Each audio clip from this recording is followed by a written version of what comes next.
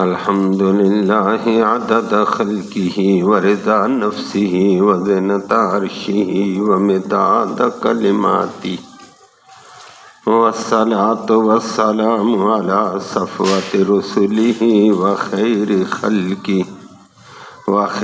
خلقہ محمد وآلہ وصحبہ اما بعد فاعوذ باللہ من الشیطان الرجیم بسم اللہ الرحمن الرحیم وَلَقَدْ أَرْسَلْنَا رُسُلًا مِّن قَبْلِكَ وَجَعَلْنَا لَهُمْ أَزْوَاجًا وَذُرِّيَّةً وَمَا كَانَ لِرَسُولٍ أَن يَأْتِيَ بِآيَةٍ إِلَّا بِإِذْنِ اللَّهِ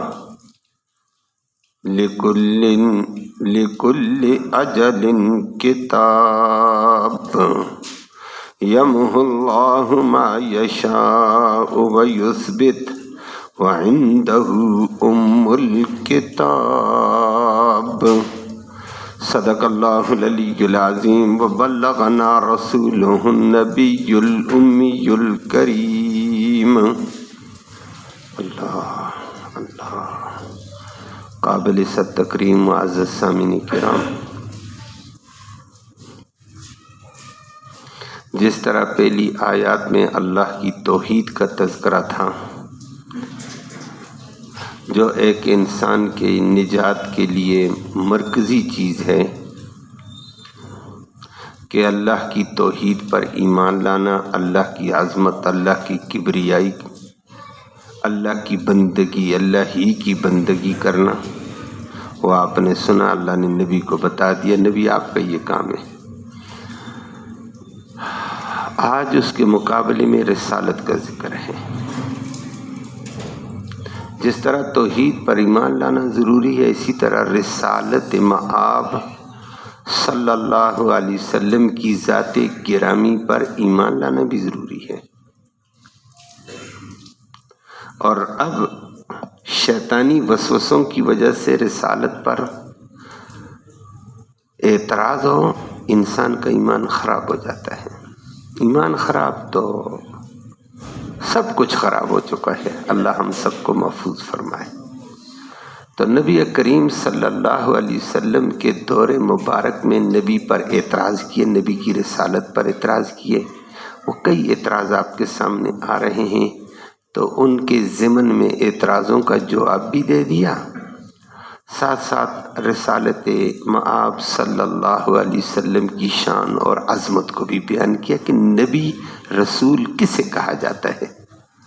اس کا لحاظ رکھو، شیطانی وسوسوں میں، شیطانی چکر میں آ کر فضول قسم کے اعتراضات شان نبوت، شان رسالت پر نہ کرو۔ وہ آپ کے سامنے بات آتی ہے، آج اللہ رب العالمین نے باتیں کی اور اسی ضمن میں چلتی ہوئی تقدیر کا مسئلہ آیا ہے، لیکن وہ انشاءاللہ کل کے درس ہی میں پورا ہوگا۔ لفظی ترجمہ سماعت فرمایا وَلَقَدْ اور پکی بات ہے، ارسلنا ہم نے بھیجے رسولاً بے شمار رسول۔ تو کوئی پہلا رسول نہیں ہے نبی، آپ سے پہلے بھی رسول بھیجے، من قبلک آپ سے پہلے۔ نمبر 2، وَجَعَلْنَا اور ہم نے کیا ہے لَهُمْ ان رسولوں کے لیے ازواجاً بیویاں، ہم نے ان رسولوں کی بیویاں بنائی ہیں، وَذُرِّيَّةً اور ان کی اولادیں بھی بنائی ہیں، پیدا کی ہیں، جعلنا۔ یہ اعتراض تھے، اس کی جواب میں اللہ نے فرمایا۔ نمبر 3، وَمَا كَانَ اور نہیں ہیں مناسب لِرَسُولٍ کسی رسول کے لیے بھی ان یاتیہ کہ وہ پیش کر دے، وہ لے آئے، بِآیَةٍ کوئی معجزہ۔ یہ کسی رسول کی شان کے مناسب نہیں کہ تم مانگے معجزے پیش کرو، یہ کرو یہ کرو، الا بِإِذْنِ اللَّهِ مگر اللہ کے حکم سے معجزے آئیں گے۔ یہ ایک تیسری بات آئی ہے۔ اور وہ معجزے بھی آئیں گے، تم ہٹم درمی کرتے ہو تو تمہیں پکڑا نہیں جاتا۔ فرمائے کوئی بات نہیں، لکل اجل، ہر ایک اجل عمر کے لیے، اجل وقت کے لیے، کتاب اللہ کے ہاں لکھت ہے، اسی لکھت پر ہوگا جو کچھ ہوگا۔ البتہ وہ لکھت ہے لیکن دو طرح، یمحو اللہ، اللہ مٹا دیتا ہے، ما یشاء، جو چاہتا ہے اس لکھت میں سے، ویثبت، اور وہ ثابت رکھتا ہے جو چاہتا ہے۔ یہ تقدیر پر بات آئے گی کل انشاءاللہ۔ وَعِندَهُ، اور اس کے پاس ہے، ام الکتاب، کہ تمام کتابوں کی ماں، لوح محفوظ اس کے پاس ہے، سب کچھ اس کے پاس محفوظ ہے۔ میں نے عرض کیا ہے کہ جس طرح توحید پر ایمان لانا ضروری ہے، اللہ کی ذات پر، اللہ کی صفات پر، اللہ کے احکام پر، اللہ کی عبادت پر، اللہ کی کبریائی پر، اور اس کا اطاعت گزار بندہ بن کر اللہ کی اطاعت کرنی ضروری ہے نجات کے لیے، اسی طرح اللہ کے رسول پر بھی ایمان لانا، اللہ کے نبی پر بھی ایمان لانا ضروری ہے۔ اب نبی کریم صلی اللہ علیہ وسلم کے دور میں شیطانی طبقہ شیطانی وسوسوں سے رسالت مآب صلی اللہ علیہ وسلم پر اعتراض کرتا رہتا تھا۔ اللہ نے یہاں سے ان اعتراضوں کا جواب بھی دیا، ساتھ ساتھ بتا دیا کہ ایسے رسول کو مانو، نہیں مانو گے تو ایمان اور نہیں، نجات نہیں ہے۔ پہلی بات ذکر کی ہے، ان کا اعتراض یہ تھا، نبی کریم صلی اللہ علیہ وسلم کو شیطان ہے، بہکا دے تو کیا کریں؟ ہمارے دور میں بھی ہیں، پچھلے دنوں میں اس قسم کی سوشل میڈیا پہ بھی بک بک تھی، اور اس کے علاوہ کتابیں بھی بڑی، لٹریچر بھی بہت زیادہ ہے، اللہ محفوظ فرمائے۔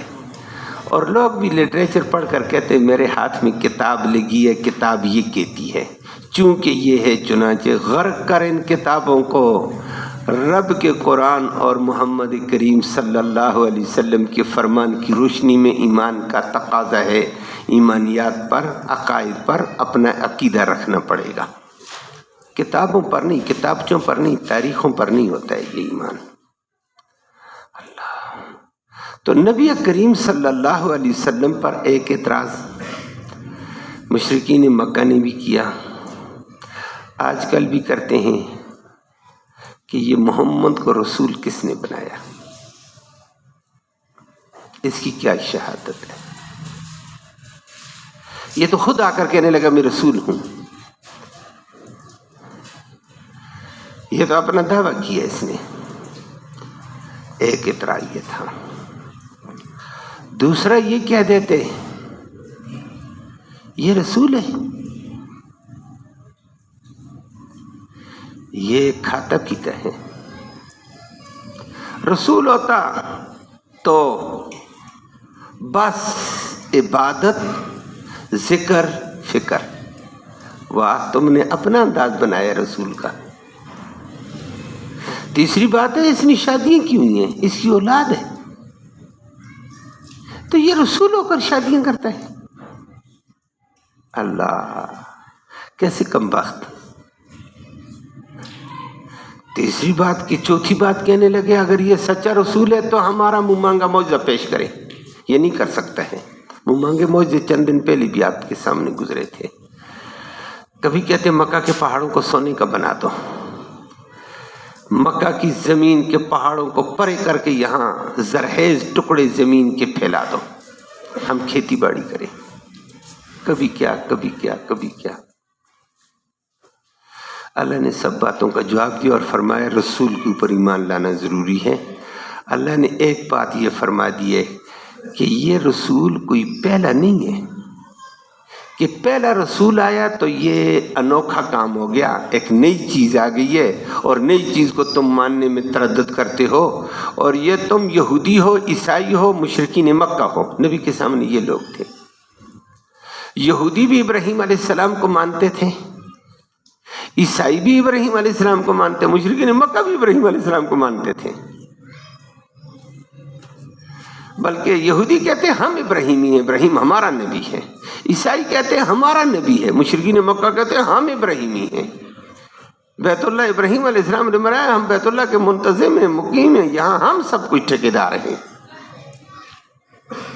اللہ نے اس کا جواب دیا، ما کان ابراہیم یہودیا، ابراہیم علیہ السلام یہودی بھی نہیں تھا، یہودیت تم جو کہتے غلط، ولا نصرانیہ، وہ عیسائی بھی نہیں تھا، عیسائیت تم بھی غلط کہتے ہو، بلکہ ابراہیم علیہ السلام حنیف تھے، یکسو، ہر موقع پر اللہ کی طرف توجہ کرتے، جو اللہ کا حکم وہ پورا کیا، ہر مشکل میں اللہ کی طرف دائیں بائیں نہیں جاتے تھے، تم تو ہر چکر میں دائیں بائیں چلے جاتے ہو۔ ولیکن کان حنیفا، ابراہیم علیہ السلام تو نہ یہودی تھا نہ عیسائی تھا بلکہ حنیف تھا۔ تو یہاں اللہ نے ذکر کر کے فرمایا، نبی آپ پریشان مت ہوں کہ آپ کو کہتے ہیں آپ کو رسول کس نے بنایا، آپ یہ کر گئے وہ کر گئے، فرمایا وَلَقَدْ أَرْسَلْنَا رُسُلًا، پکی بات ہے ہم نے بھیجے بہت سارے رسول، من قبلک، آپ سے پہلے، تو آپ سے پہلے بھی رسول ہیں، آپ بھی رسول ہیں، نئی بات تو نہیں ہے، اب رسول بھیجے ہیں بہت سارے، روایت میں آتا ہے 313 رسول ہیں، اور نبی 1,24,000 کم و بیش ہیں۔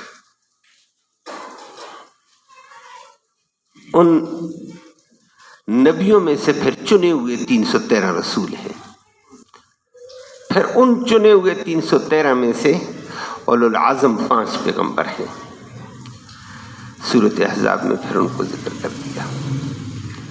تو انبیاء تو 1,24,000 کم و بیش ہیں، ان سب کو ماننا پڑے گا یہ اللہ کے نبی ہیں، لیکن ان میں چنے ہوئے کتنے؟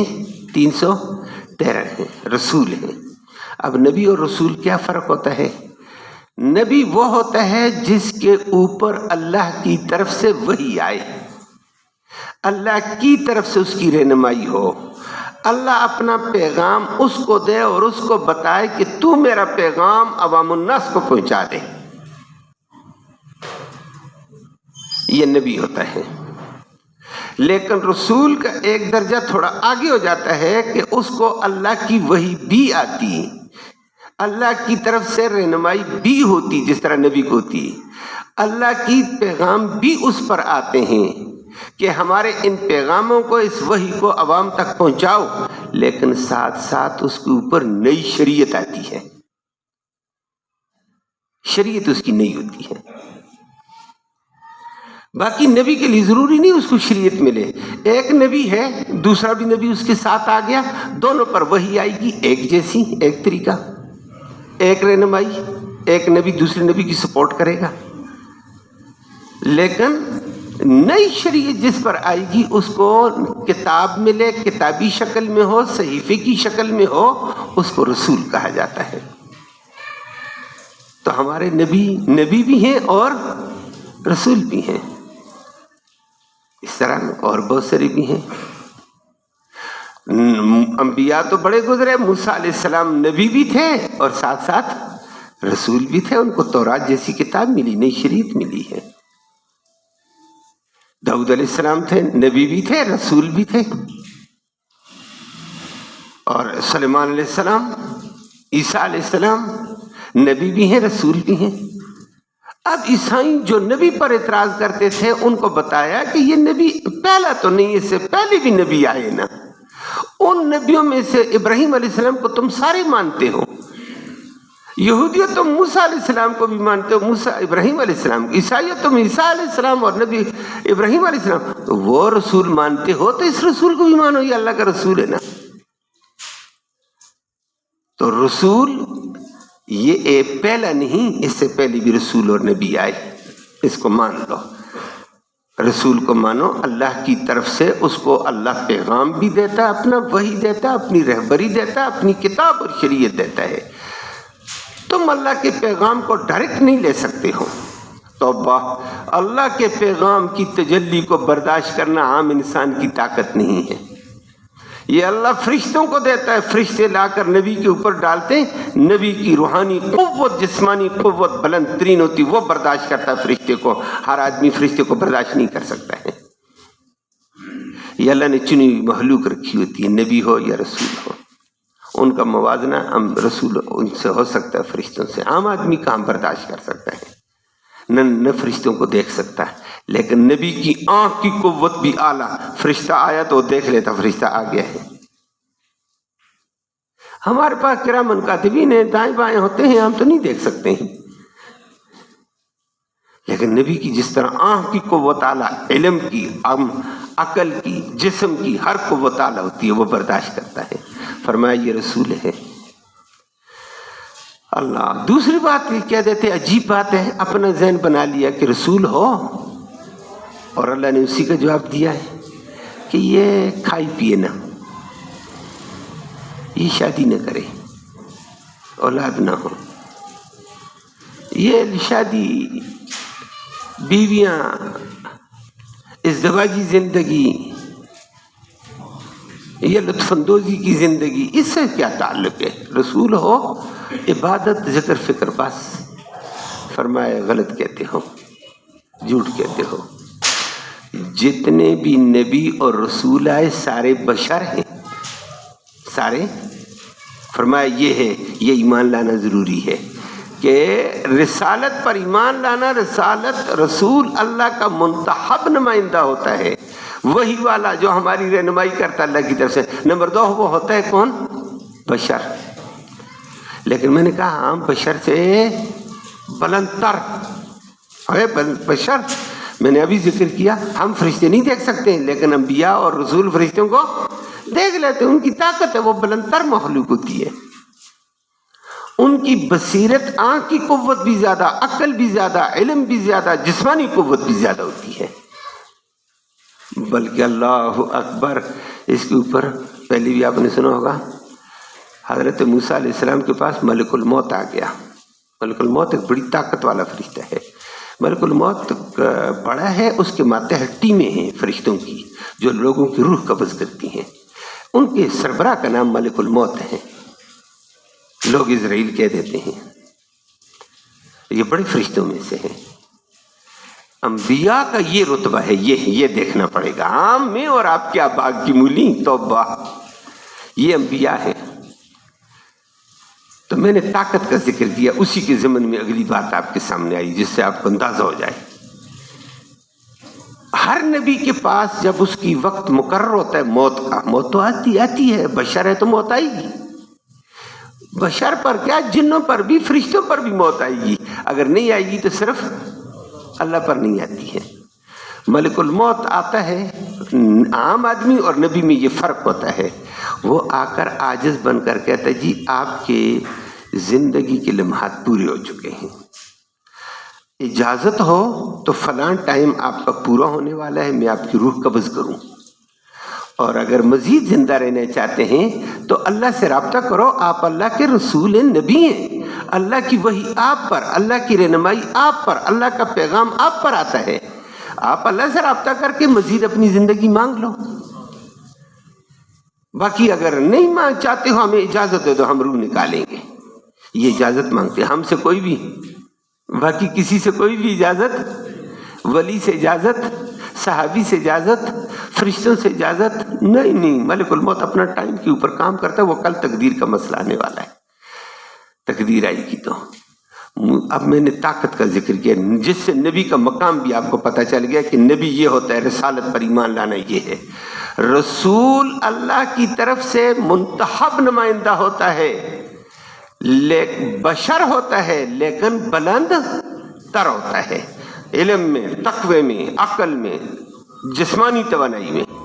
ملک الموت آ گیا موسیٰ علیہ السلام کے پاس، آیا تھا انسانی شکل بن کر اس وقت، اور آ کر کہنے لگا ڈائریکٹ السلام علیکم، آپ کا وقت پورا ہونے والا ہے، اجازت ہو تو میں آپ کی روح نکالوں، اگر مزید زندہ رہنے چاہتے تو اللہ سے رابطہ کرو۔ لمبی بات نہیں کی، موسیٰ علیہ السلام بھی اس وقت جلالی پیغمبر تھا، اس نے مارا تھپڑ، انسانی شکل میں کھڑا تھا، مارا تھپڑ، ایسا زور سے تھپڑ لگا نا، ادھر साथ ही आंख भी फोड़ दी है। ताकत पैगंबर की है या नहीं है? इसको पैगंबर की ताकत कहते हैं। मलिकुल मौत अल्लाह के सामने कहा, अल्लाह आपका नबी तो फौत होना नहीं चाहता था, मैंने जाकर पैगाम दिया मौत का, उसने जलाल में मुझे थप्पड़ मार दिया। अल्लाह को तो पता है सब कुछ। अल्लाह ने आगे से फरमाया, मलिकुल मौत जाकर कहता मैं अल्लाह का कासिद हूँ। तूने डायरेक्ट जाकर कहा मैं आपका मौत का वक्त हो गया और जाते हो तो मैं रूह निकालू, नहीं तो अल्लाह से रब्ता कर। ऐसा कौन है तू? कहता मैं अल्लाह का कासिद हूँ, मैं अल्लाह का नुमाइंदा हूँ, मैं अल्लाह का फरिश्ता हूँ। तो इंसानी शक्ल में गया और नबी के सामने ऐसे, वो तो आम आदमी के सामने भी जाओगे मैं अल्लाह का फरिश्ता, लोग कहेंगे ड्रामेबाज है, आम आदमी भी उसको ड्रामा समझेगा वगैरह वगैरह। तो जाओ अब मूसा अलैहिस्सलाम को कहो आपकी मौत का मैं अल्लाह का कासिद हूँ और मैं अल्लाह का नुमाइंदा आया हूँ, मुझे ही मलकुल मौत कहा जाता है, तो इजाज़त हो तो मैं आपकी रूह। उस वक्त मूसा अलैहिस्सलाम ने कहा अल्लाह अकबर, अगर मैं मज़ीद जिंदा रहूँगा तो फिर। और साथ साथ अल्लाह ने ये भी फरमाया, हदीस में आता है कि मूसा अलैहिस्सलाम को कहो बैल की पुश्त के ऊपर हाथ रख दो, हाथ के नीचे जितने बाल आएंगे हर बाल के बदले में 1 साल आपका बढ़ा कर मुद्दत ज़्यादा की जाएगी। मूसा अलैहिस्सलाम को जाकर कहा अब पुश्त के नीचे कितने बाल आएंगे? ठीक ठाक उम्र बनती थी। मूसा अलैहिस्सलाम ने अब कहा मैं अल्लाह का कासिद, अल्लाह के कासिद का लिहाज। कहा अच्छा अल्लाह से मैं पूछूं या आप पूछते हैं? फिर इतने बैल के बालों के बराबर अगर मुझे जिंदगी मिल गई फिर उसके बाद? कहा फिर मौत, बिलाखिर तो मौत है, जो पैदा हुआ फौत होगा। अगर पैदा नहीं हुआ तो सिर्फ अल्लाह पैदा नहीं हुआ अज़ल से अबद तक, बाकी सब के लिए मौत है, मखलूक के लिए तो मौत है, फना है, कुल्लु मन अलैहा फ़ान। मूसा अलैहिस्सलाम ने कहा कल अल्लाह के पास जाना, आज जाने के लिए तैयार हूं, आप अपने टाइम पर मेरी रूह निकाल दो। यह है पैगंबर इताअत गुजार भी है। लेकिन मैंने यहाँ इतना आपको बता दिया कि नबी की एक शान क्या है, उस पर रसूल पर ईमान लाना क्या है, वसवसों का शिकार नहीं। रसूल अल्लाह का मैंने कहा नुमाइंदा होता है, अल्लाह की वही आती है, अल्लाह की तरफ रहनुमाई आती है, अल्लाह के पैगाम आते हैं, वो मुझ तक पहुंचाता है। और अल्लाह ने उसको आला क़ुव्वा दिए होते हैं, जिस्मानी क़ुव्वत भी आला, रूहानी क़ुव्वत भी आला, इल्मी क़ुव्वत भी आला, अक्ली क़ुव्वत भी उसकी आला होती है। आला होने के एतबार से मैंने कहा बाकी होता बशर है, होता जब बशर होगा तो बशर के तकाजे उसको लगेंगे, बशर के तकाजे लगेंगे। लेकिन बशर कैसा? बरतर बशर होता है। मैंने कहा हमारी तरह कमजोर शमजोर नहीं, बरतर बशर। और मैंने बहुत पहले भी जिक्र किया है बशर, लेकिन पत्थर पत्थर में मैंने कहा था फर्क होता है। एक पत्थर इधर नालियों में पड़ा होता है, दीवारों में लगा होता है, एक पत्थर हजर अस्वद भी है, फर्क है। तो नबी भी ऐसी बशर होते हैं, लेकिन बशर होने के नाते से उनको बशरियत लाजम है, लवाजिमात बशरियत उसको लगेंगे। तो बशर होगा तो फिर इसको भूख लगेगी, खाने की तलब होगी, प्यास लगेगी, पानी की तलब होगी। बशर होगा तो फिर अगला काम भी होगा,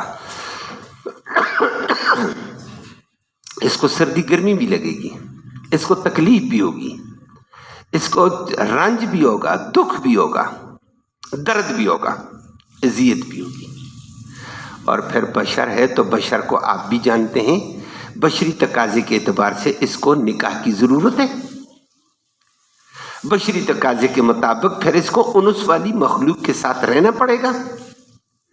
फिर बशरी तकाजे के अंदर निकाह होगा तो फिर औलाद भी होगी। फरमाइए ये लवाजिमात तो सारे नबियों के थे।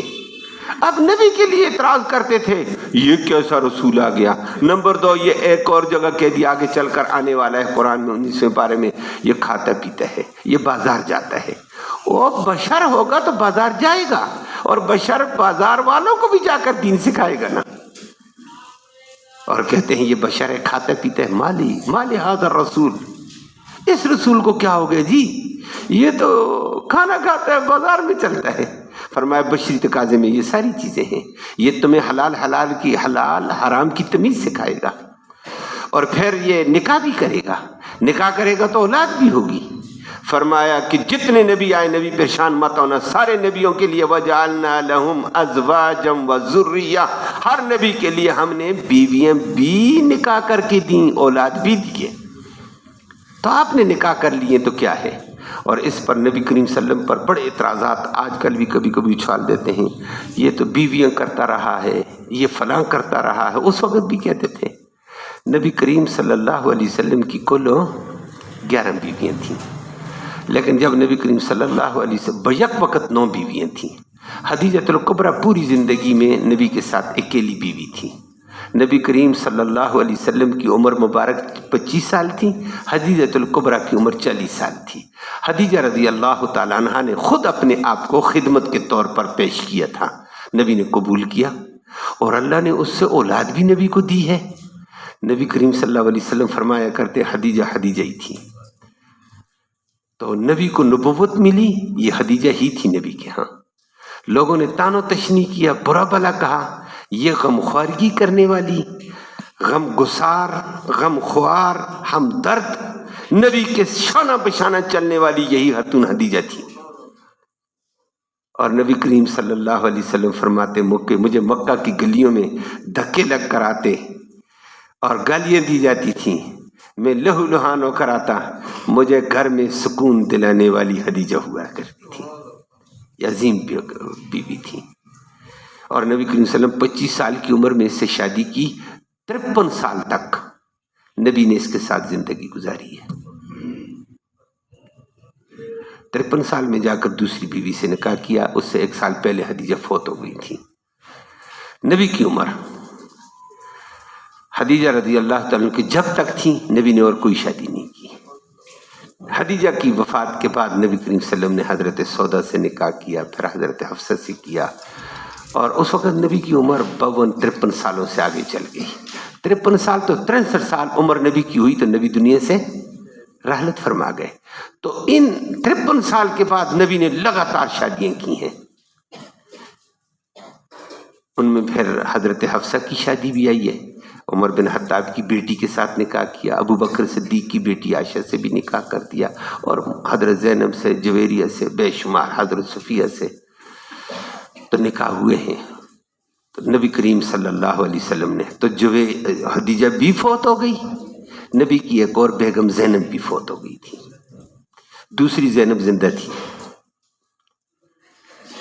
تو یہ نبی کریم صلی اللہ علیہ وسلم کی بیویاں اس وقت حضرت ماریہ قبطیہ نبی کی باندھی تھیں، باقی نکاح والی بیویاں تھیں، تو 9 بیویاں بیک وقت تھیں۔ تو جو پہلے حضرت خدیجہ فوت ہو گئی، دوسری فوت ہو گئی، یہ کل 11 بیویاں بنتی، 9 بیویاں بیک وقت رہی ہیں نبی کے پاس باقی زندگی میں۔ اب لوگوں نے اعتراض کیا یہ کیسا نبی ہے، یہ تو بیویاں کرتا ہے۔ اللہ نے فرمایا بیویاں پہلے شوہر نبیوں نے رسولوں نے بھی کی ہیں، یہ کوئی نیا نبی آ گیا کہ جو نکاح کرتا ہے اور اولاد ہوتی ہے؟ اس نے تو 9 کر دی ہیں تو تمہیں اعتراض ہو گیا ہے۔ اور یہ آج کل بھی بڑے مستشرقین بڑا اعتراض کرتے ہیں، یہ تو عورت پرست تھا، شہوت پرست تھا، فلاں تھا فلاں تھا۔ ہمارا نوجوان یونیورسٹی اور کالج کا بھی بہہ جاتا ہے کہ توبہ توبہ توبہ، اللہ ہمیں ایمان محروم ہونے سے بچائے۔ نبی کے اوپر ایسے جملے بولنے ایمان ختم۔ یہ جوانی کے عالم میں بشر ہو کر بشری تقاضوں کے باوجود، بشری لوازمات کے باوجود ایک بیوی کے ساتھ زندگی گزار رہا ہے۔ یہ بوڑھا ہوا 52-53 سال ہوئے تو اب یہ شادیاں کی، یہ کوئی اور مسئلہ ہے۔ یہ شہوت پرستی نہیں تھی، عورت پرستی نہیں ہے، بات کچھ اور تھی۔ پھر نبی نے ہر خاندان سے ایک ایک بیوی کی کہ اب میں آخری مرحلے میں جا رہا ہوں، میرا دین کو عورتوں تک پاکیزگی، ناپاکیزگی، طہارت، نجاست، اخلاق، رات کی زندگی، صبح کی زندگی میری یہ بیویاں محفوظ کر کے امت کو دیں۔ یہ تو نبی نے دین کی حفاظت کے لیے بیویاں کی ہیں، یہ تو وہ بات نہیں تھی، جوانی تو ویسے گزر گئی ہے، یہ تو دین پہنچانا تھا۔ اور واقعتاً جتنا دین نا حدیث کے ذریعے سے نبی کی بیویوں سے ہمیں ملا، توبہ توبہ توبہ، ایسا دین ملا ہے بے شمار پاکیزگی ناپاکیزگی کی چیزیں، اخلاقی کردار، رات کی زندگی، صبح کی زندگی وہاں کر کے رکھی ہے۔ اللہ ان پہ کروڑوں رحمت نازل فرمائے۔ تو فرمایا پہلے نبیوں کی بھی بیویاں تو تھیں، بلکہ آپ سنتے رہتے ہیں ہمارے نبی کی، تو میں نے کہا بھیا وقت 9 ہی تھیں، اعتراض کیوں کرتے ہو؟